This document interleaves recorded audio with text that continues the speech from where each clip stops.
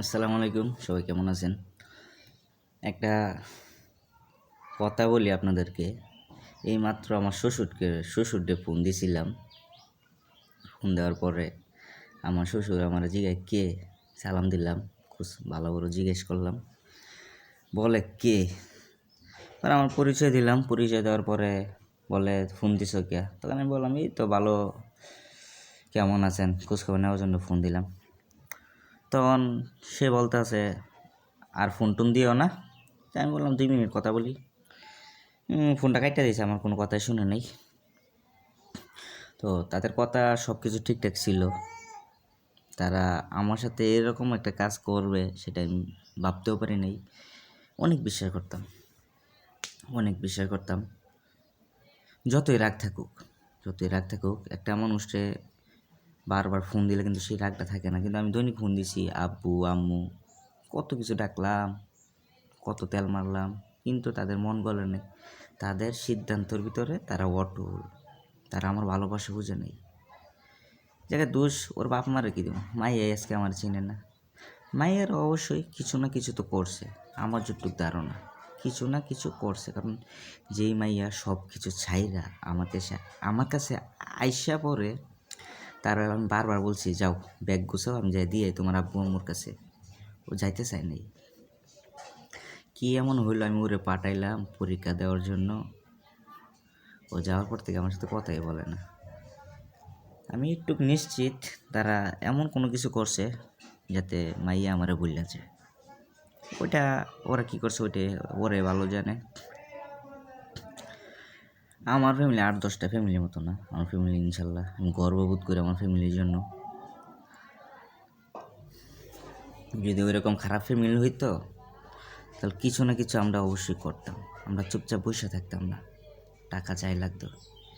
যাক, ভাগ্যের লেখন, যা হয়েছে তো হয়েছেই। বহুত চেষ্টা করছি তার সাথে যোগাযোগ করার জন্য, সে আমার সাথে কোনো রকম কথাই বলবো না। মানে মেয়ে, আমার বউ, আমার সাথে কোনো রকম কথাই বলবো না। আমার তার ভালো লাগে না, একদমই ভালো লাগে না। তো এই ক্ষেত্রে যদি মেয়ে যদি ঠিক থাকতো তাহলে আমি একটা কিছু করতে পারতাম। কিন্তু এই জায়গায় তো মেয়েই ঠিক নেই, আমি কি করব? আমার আর কিছু করার নাই।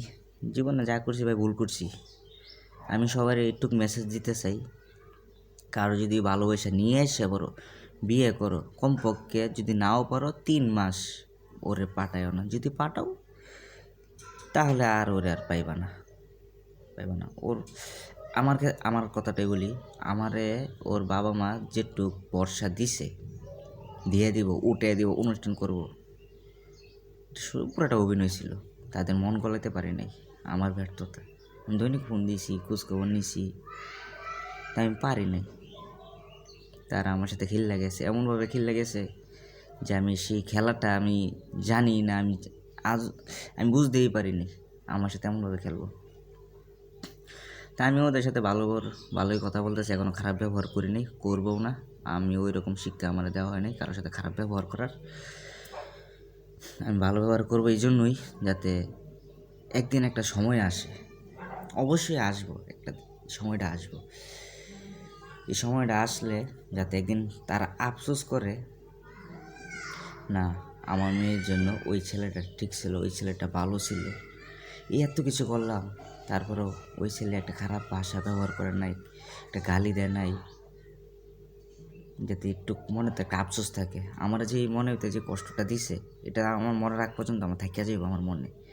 তো আমিও তাদের মনে ভালো ব্যবহার কইরাও কিন্তু কষ্ট দেওয়া যায়। আমি ভালো ব্যবহার কইরাই একটুকু আমি ওদেরকে ভালো ব্যবহার করে বুঝামু না, আপনার মেয়ের জন্য আমি পারফেক্ট ছিলাম, আমি ভালো ছিলাম। আর রূপ চেহারা দিয়ে কী হবে যদি মনই ভালো না থাকে? আমার মনটা ভালো ছিল, সরল সোজা মন। শুধু আমার না, আমার পুরো ফ্যামিলি ভালো মনের মানুষ। যারা আমার ফ্যামিলির সাথে মিশে, আমার এলাকার মানুষ বলতে পারে আমার ফ্যামিলি কীরকম। তারা যাতে একদিন আফসোস করে না ছেলেটা ভালো ছিল, কেন ওই ছেলেটা বারবার ফোন দিল, আমার মেয়ের খোঁজখবর নিল। আসলে ছেলেটা আমার মেয়েকে মন থেকে ভালোবাসতো, একটু যাতে বুঝে। এই জন্য আমি ওদের সাথে এখনও ভালো ব্যবহার করতেছি। অবশ্যই আমার নিজের উপর বিশ্বাস আছে, আমি এমন কিছু করবো যে করাতে তারা একদিন আফসোস করে আমাকে পাওয়ার জন্য। কিন্তু যখন তারা আফসোস করবে তখন আমি আর ওদের লেভেলে থাকবো না। আমি আমার নিজেকে এমনভাবে এই যে কষ্টটার আমি একটা জিদ ধরে এমন জায়গায় নিয়ে যাবো নিজেরে, ওই জায়গার থেকে ওরা যাতে আফসোস করে ভুল করছি আমরা, ওই ভুলটা যাতে সারা জীবন ওদের মনে গেলে থাম থাম করে আঘাত করে। এরকম কিছু খারাপ ব্যবহার ধরে কিছু হয় না। আমি ওদের সাথে এখনও ভালো ব্যবহার করতেছি, করবো। আমি আর ফোন দিবও না, কারণ যেহেতু ফোন দিতে না করছে, তারপরে যদি ফোন দিই তারা বলবো আমার ফ্যামিলি ভালো না, ফোন না করার পরে আমি ফোন দিব কেমন। মেয়ে আমার সাথে কথা বলবেন, সবাই আমার জন্য দোয়া করবেন।